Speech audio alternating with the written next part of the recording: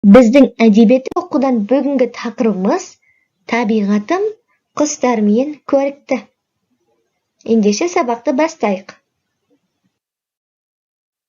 Сабақты бастамас бұрын жұмбаққа мән берейік. Орманда жоғары ағашқа қонады, тұмсығын балға етіп, тоқ-тоқ соғады. Ойланайық. Келесі жұмбақ. Орманда сайрайды, сайраудан еш талмайды.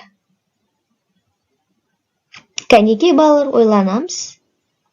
Орманда жоғары ағашқа қонады, тұмсығын балға етіп, тоқ-тоқ соғады. Дұрыс айтасыңдар, жауабы тоқылдақ. Келесі.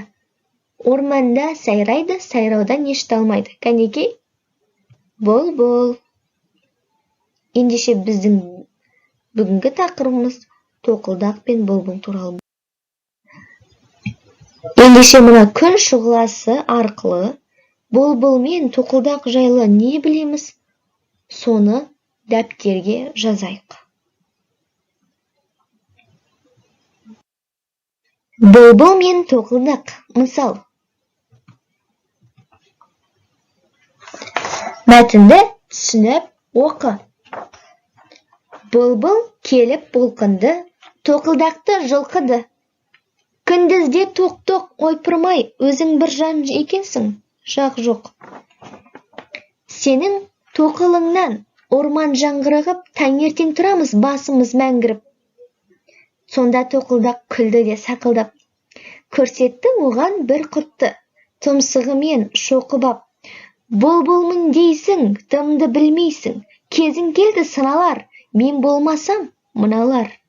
Жоқ қылмай ма орманыңды? Мен көререм сонда әнге салғаныңды. Құрт жеген соң гүліңді.